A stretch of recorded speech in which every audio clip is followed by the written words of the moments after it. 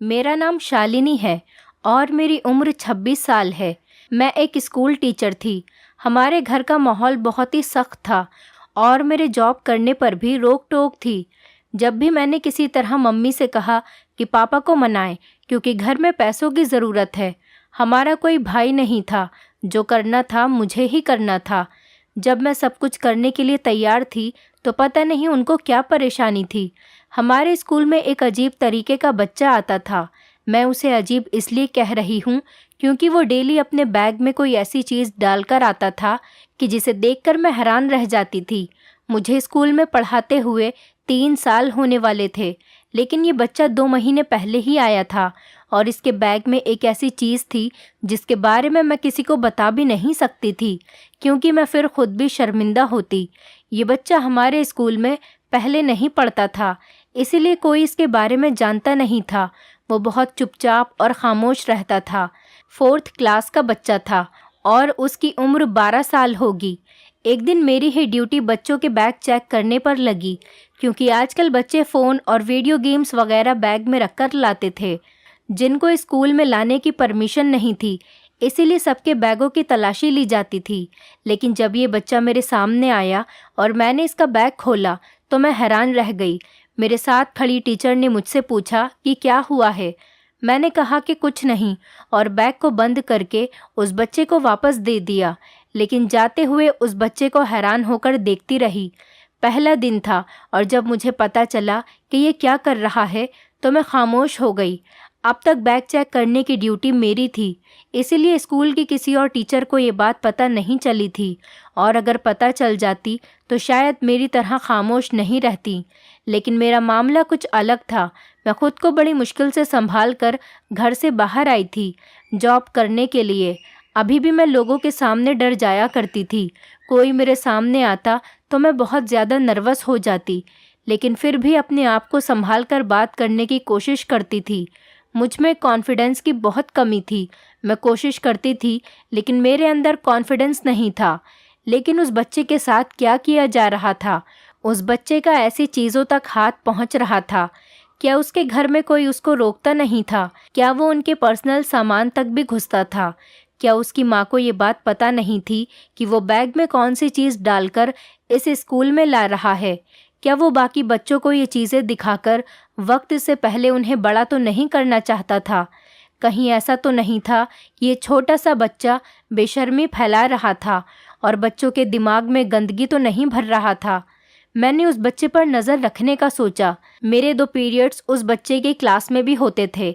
मैं बहुत अच्छे से पढ़ाया करती थी, लेकिन आज मुझे उस पर नज़र रखनी थी। ये बाकी बच्चों की तरह नहीं था, लेकिन थोड़ा चुप रहता था, किसी से ज़्यादा बात नहीं करता था। उसने पूरा दिन ऐसा कुछ भी नहीं किया जो रूल से हटकर था, लेकिन एक बात ऐसी थी जो सच में बहुत अजीब थी। वो ये थी कि वो लंच टाइम में भी अपना बैग अपने साथ लेकर जाता था। वो अपना बैग खुद से दूर नहीं करता था। जब पहली बार उसने अपना बैग मुझे दिखाया था तो वो बहुत परेशान था। जब मैंने उससे कहा कि खोल कर दो, मुझे चेक करना है। मैं बात कर सकती थी, टीचर से भी और अपने दोस्तों से भी, प्रिंसिपल से भी, लेकिन मैं इतनी शर्मिंदा हो गई थी कि मैं बात नहीं कर पा रही थी। लेकिन इस मसले को हल करना चाहती थी। आजकल के बच्चे पहले की तरह मासूम बिल्कुल भी नहीं थे। ये बहुत ही बुरी बात थी क्योंकि यही हमारे देश का भविष्य है और ना जाने ये लोग किस तरफ जा रहे थे। और एक हमारा घर था जहाँ पर मुझे भी फ़ोन रखने की परमिशन नहीं थी।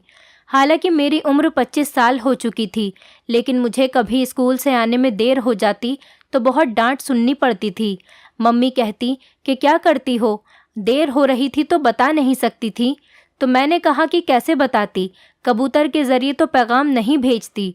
आपको पता है कि मेरे पास फ़ोन नहीं है, एक छोटा सा फ़ोन रखने दें।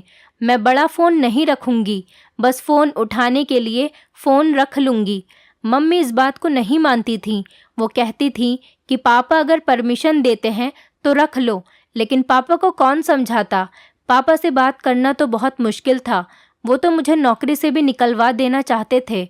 पापा का कहना था कि जॉब करने लगी है तो अब अजीब अजीब डिमांड्स रख रही है, छोड़ दे नौकरी और घर बैठ।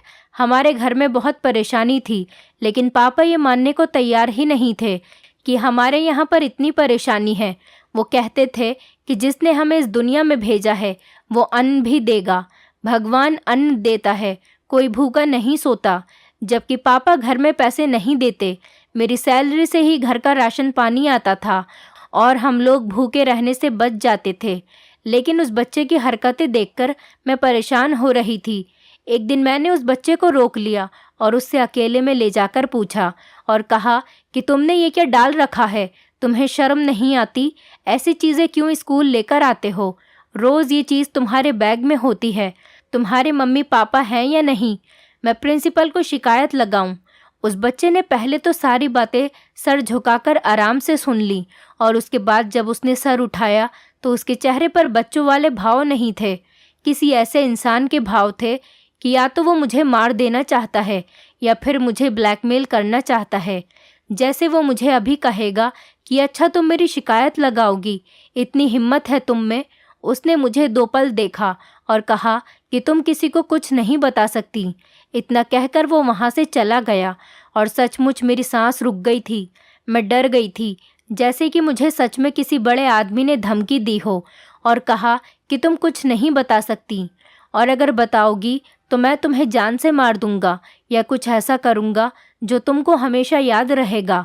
उस बच्चे के अंदर न जाने क्या एहसास था जो मुझे महसूस हो गया, और मैंने सच में किसी को कुछ नहीं बताया। मैं किसी को कुछ भी नहीं बता सकती थी। मैं प्रिंसिपल के सामने इस तरह की बात कैसे करती? वो बच्चों को स्कूल से निकाल देती हैं। हो सकता है वो ये सब मासूमियत में कर रहा था, लेकिन आज उसके चेहरे पर मुझे मासूमियत नज़र नहीं आ रही थी। ये बात तो पक्की थी, और ये भी हो सकता था कि कोई और उसके बैग में भी ये चीज़ रख रहा था, और अब तो काफ़ी देर हो चुकी थी। अगर मैं अब बताती भी तो मुझसे पूछा जाता कि ये सब कब से हो रहा है, और अगर मैं कहती कि 2 महीने से, तो उन्होंने यही कहना था कि आपने पहले क्यों नहीं बताया? आपको किस बात का डर था? क्या आप भी उस बच्चे के साथ मिली हुई थी? इतनी सी बात बताने में आपको कौन सी शर्म आ रही थी? अब तो मैं बीच में फंस चुकी थी। कहते हैं कि अगर हम किसी पाप का हिस्सा नहीं होते तो मुखबिरी करते, इसलिए मैं चुप रही थी और उसकी राजदार बन चुकी थी। एक दिन उसका काम पूरा नहीं था तो मैंने उसे डांट दिया और कहा कि तुम्हारा दिमाग पढ़ाई की तरफ नहीं है, किन चीज़ों में लगाया हुआ है, इन चीज़ों से अपना दिमाग हटा लो। लेकिन अगले ही दिन कुछ ऐसा हुआ कि मैं हैरान रह गई। मेरे पैरों तले से ज़मीन निकल गई। उस बच्चे ने क्वेश्चन याद नहीं किया था। मैं उसे 5-6 दिन से माफ़ कर रही थी। मेरी आदत नहीं थी, मैं बच्चों पर हाथ नहीं उठाती थी, लेकिन उसने मुझे इतना मजबूर कर दिया। जब मैंने कहा कि क्वेश्चन क्यों याद नहीं है, तो वो कहने लगा कि नहीं करूँगा, मेरी मर्ज़ी, मैं कुछ भी करूँ। ये सुनकर मुझे और गुस्सा आ गया। मैंने उस बच्चे को हल्का सा थप्पड़ लगाया, लेकिन वो बच्चा ऐसे ज़मीन पर गिरा जैसे कि मैंने उसे बहुत ज़ोर से मारा है, जबकि मैं बच्चों को ऐसे नहीं मारती थी। वो बच्चा ज़मीन पर गिरकर रोने लगा। तभी साथ वाले कमरे में से टीचर आ गई और कहने लगी, क्या कर दिया? इसे मारने की परमिशन नहीं है। मैं भी बहुत बुरी तरह घबरा गई। वो इतनी बुरी तरह से रो रहा था कि उसने रोते रोते अपना सांस बंद कर लिया। उसके घर वालों को बुला लिया गया। थोड़ी देर के बाद उसके घर वालों में वो बच्चा और मेरे साथ की टीचर जो उसे देखने के लिए आई थी, सब लोग प्रिंसिपल के कमरे में खड़े थे। कोर्ट जैसा माहौल बना हुआ था और मुझे सब लोग ऐसे देख रहे थे जैसे मैंने बहुत बड़ा गलत काम कर दिया हो। अब मैं किसी को ये भी नहीं कह सकती थी कि इस बच्चे ने ड्रामा किया, जानबूझकर मुझे गुस्सा दिलाने के लिए क्वेश्चन याद नहीं कर रहा था। मैंने इतना कहा कि मैंने हल्के से थप्पड़ मारा, लेकिन इसका पैर फिसल गया और ये गिर गया।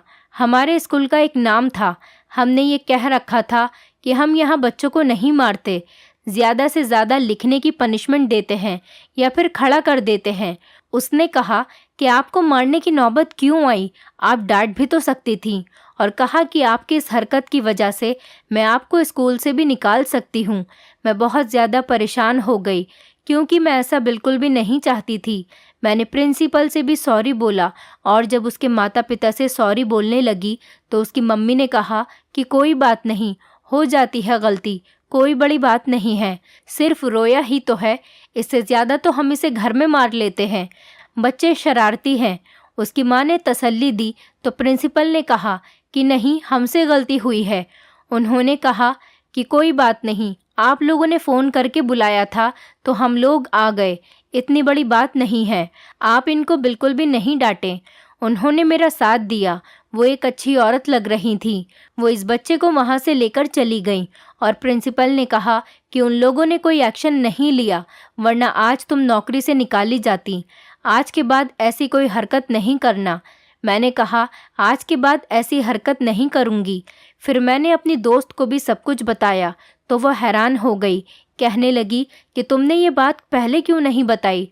तो मैंने कहा कि जो बच्चा इतना बड़ा ड्रामा बनवा सकता है, आज मैं उसकी वजह से नौकरी से जाने वाली थी। अगर मैंने उसी की बात बता दी तो उसे तो साफ साफ मुकर जाना था। वो बहुत शरारती और चालाक बच्चा है। उसकी माँ को भी उसके बारे में पता है, तभी तो वो मेरा साथ दे रही थी। इसलिए कुछ और ही सोचना होगा। मैंने उससे बहुत प्यार से, बहुत अच्छे तरीके से बात कर ली। अब मैं भी चालाकी करूँगी। मेरी दोस्त ने कहा कि तुम्हें कुछ ना कुछ तो करना चाहिए, लेकिन मैं बहुत ज़्यादा डर गई थी। अगर मेरी नौकरी चली जाती तो हम लोग तो भूखे मर जाते। मुझे कुछ ऐसा करना था कि जिससे मेरी नौकरी को भी कोई ख़तरा ना हो। मुझे बच्चे की माँ बहुत अच्छी लगी थी। शायद वो अपने बच्चे के बारे में बहुत अच्छी तरह से जानती भी थी।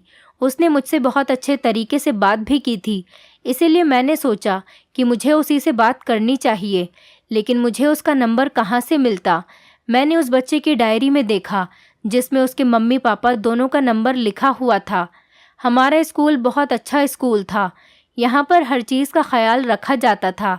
अगर किसी बात की कोई इमरजेंसी पड़ जाए, इसीलिए मम्मी पापा दोनों का नंबर दिया जाता था। मैंने उसकी मम्मी का नंबर कॉपी कर लिया और घर जाकर कॉल की तो उसने मेरी कॉल नहीं उठाई। इसके बाद मैंने उसे दोबारा कॉल की और फिर मैंने अपने बारे में बताया और मैंने उससे कहा कि अगर बच्चा आपके आसपास बैठा है तो आप उससे साइड हो जाइए। उसने कहा कि नहीं, ऐसा नहीं है, आप बेफिक्र होकर बोलें कि क्या बात है। मैंने कहा कि मैं आपसे मिलना चाहती हूँ अकेले में, लेकिन मैं आपको स्कूल में नहीं मिल सकती, इसीलिए आपको कहीं बाहर मिलना होगा। मुझे आपके बेटे के बारे में बहुत ज़रूरी बात करनी है।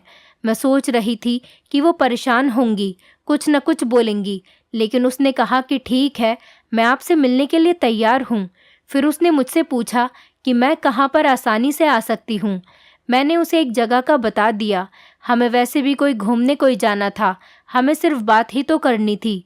वो जगह बहुत अच्छी थी बात करने के लिए। उसने कहा ठीक है, मैं कल वहाँ पर पहुँच जाऊँगी। मैंने स्कूल के बाद का टाइम बताया था, क्योंकि मैं स्कूल के बाद ही वहाँ पर जा सकती थी। उस औरत से बात करके मुझे बहुत अच्छा लगा। उसने मेरी बात बहुत अच्छे तरीके से सुनी और मेरे साथ कोऑपरेट भी किया। अगले दिन वो मेरे सामने बैठी थी और मैंने उसे बताया कि आपका बेटा अपने स्कूल बैग में बहुत अजीबोगरीब चीज़ें लेकर आता है। उसने पूछा कौन सी चीज़। मैंने बताया कि आपके बेटे के बैग में आपकी अपनी पर्सनल चीज़ें होती हैं, जो एक औरत की पर्सनल चीज़ हो सकती है, जो वो रोज़ इस्तेमाल कर सकती है, वो उसके बैग के अंदर होती है। और मैंने उसे बताया कि मैंने उससे बात की तो उसने मुझे तेवर दिखाए। तो मैंने उनको वो बात भी बताई कि उस दिन क्या हुआ था। मैंने कहा कि मैंने आपके बेटे पर बिल्कुल भी हाथ नहीं उठाया था। उसे थप्पड़ कहा भी नहीं जा सकता। मैंने सिर्फ उसकी बेइज्जती करने के लिए उसे हल्का सा थप्पड़ लगाया था, ताकि उसे एहसास हो और वो क्वेश्चन याद करके आया करे। मैं उसे चोट नहीं पहुंचाना चाहती थी। उसने मेरी बात बहुत ध्यान से सुनी और फिर मुझे एक ऐसी बात बताई जो मैं हैरान रह गई। तो उसने एक बच्ची की तस्वीर दिखाई और कहा कि ये मेरी बेटी है। उसने कहा और जिस बच्चे की आप बात कर रही हैं वो मेरा बेटा नहीं है। दरअसल मैं उसकी असली माँ नहीं हूँ। उसमें उसकी गलती नहीं है। वो जो भी हरकतें करता है वो अपने हिसाब से ठीक करता है। मैंने कहा आप ऐसे कैसे बात कर सकती हैं? वो अपने बैग में किसी औरत की पर्सनल चीज़ें लेकर आता है, पूरे दिन अपने बैग में रखता है। अगर हम ये तलाशी नहीं लेते तो हमें पता भी नहीं चलता।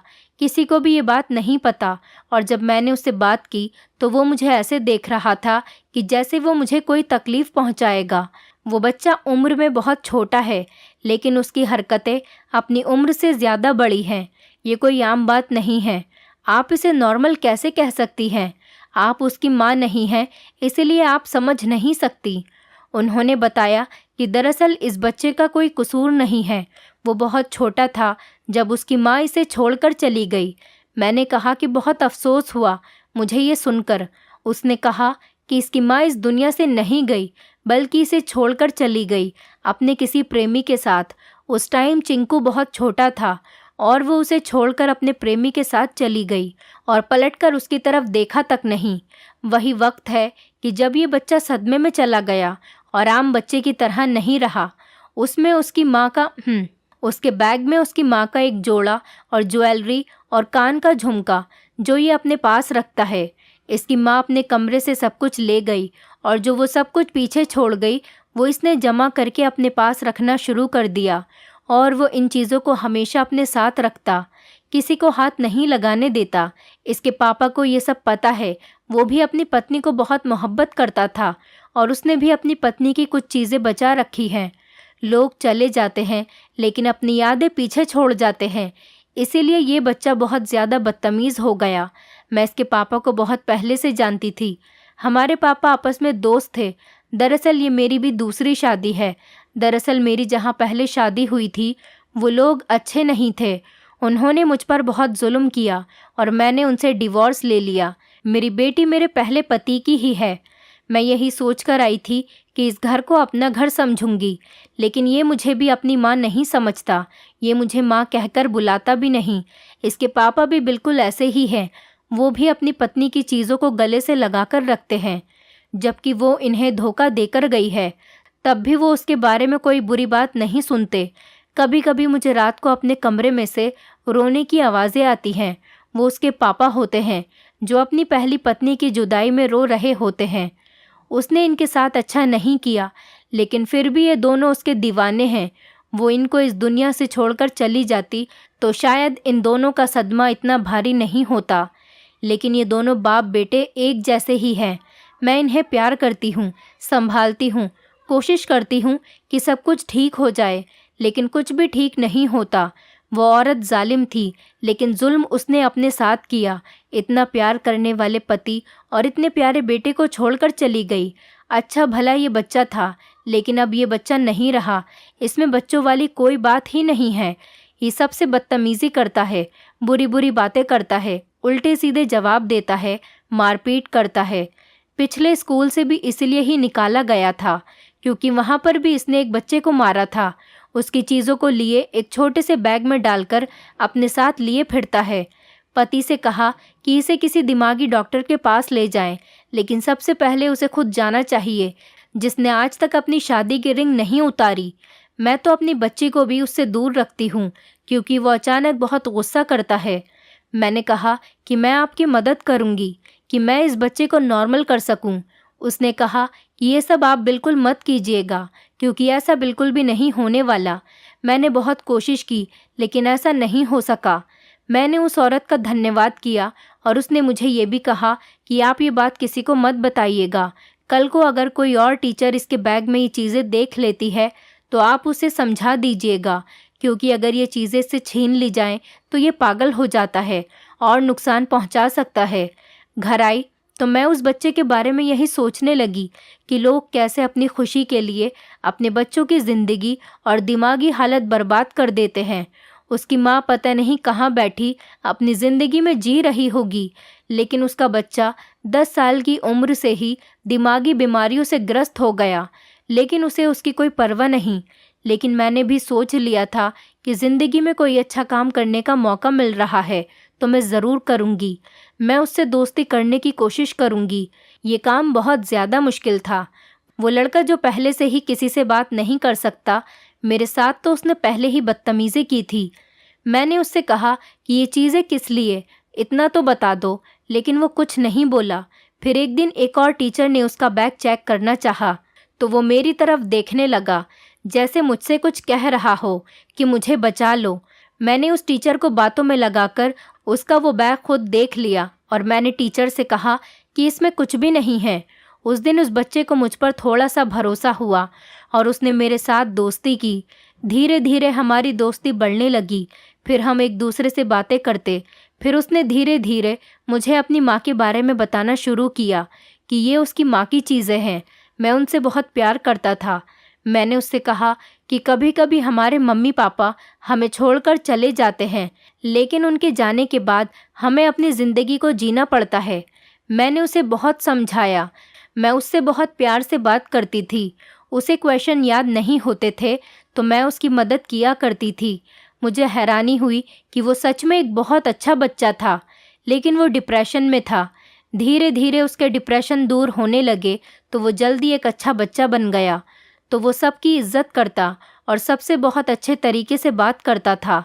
मैंने उससे कहा कि तुम्हारी मम्मी इस दुनिया में है, किसी दिन तुमसे मिलने आएंगी, तुम उनको माफ़ कर दो, क्योंकि भगवान कहते हैं कि हमें सबको माफ़ कर देना चाहिए। उनकी चीज़ों को दिल से मत लगाओ, उनकी चीज़ों को कहीं संभाल कर रख दो। उसने मेरी बात मानी और उसने ऐसा ही किया। इसी बीच मैंने उसकी माँ से कहा कि वो भी अपने पति को टाइम दे, उसका ख्याल रखे और उसे भी अपनी पत्नी की यादों से निकाले।